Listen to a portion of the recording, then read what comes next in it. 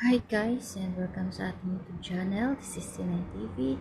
And for today's video guys, ay panoorin natin ang pagbisita ni Kitty sa ICC.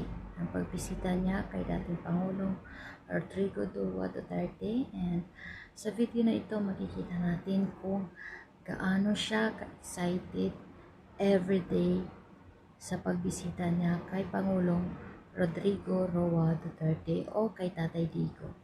So, meron siyang update sa kanyang pagbisita kay Tatay Digo. So, panoorin po natin ito. Tungkol kay Tatay Digong, how is he doing today? How's your visit today? It was good today. Hello! You again, come here. Yeah. So today, he was, it was the usual. I got him snacks first. I arrived a few minutes before he arrived. I got him to my mom and to my siblings, ganon. So I told them that we're all doing well. We miss you, of course, but we're doing well. And then I threw the question back. Okay, how about you? How are you? He said he's fine, and he reassures me that everything is okay because ever since he's had a very stoic and accepting mentality towards everything that's happening. He said nga, because my father, he's a very big believer in fate and destiny. So he said in verbatim, it is written.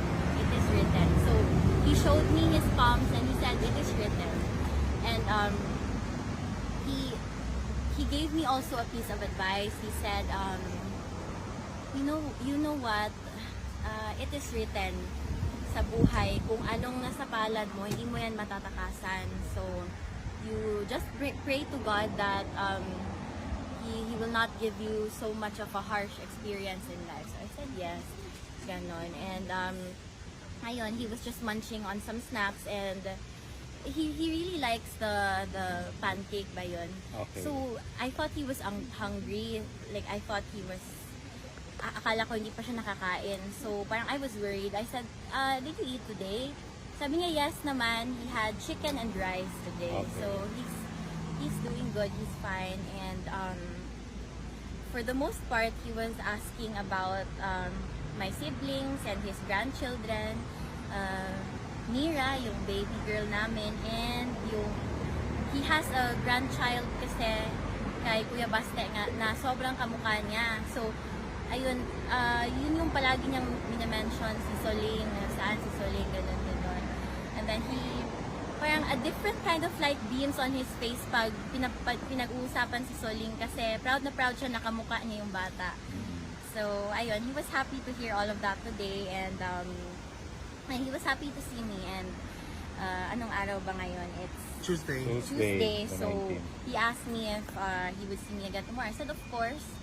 And ayun, that's pretty much it. Yeah. Any chance for Mira and Soling to be able to visit? Of course, yeah. Children are allowed in the detention unit, but of course we have to look at their schedules first because they are children, they are in school, and we don't want them left behind in school. Wala naman kayo napag-usapan ng current affairs sa Philippines? Today, wala eh. I just told him na I forgot kung anong rank yun, top 1 to 3, something ang Davao City. It's still one of the safest places, cities Second, second, yeah, in Southeast Asia. So he was very happy to hear that, and he was very proud of Vice Mayor Sebastian Duterte.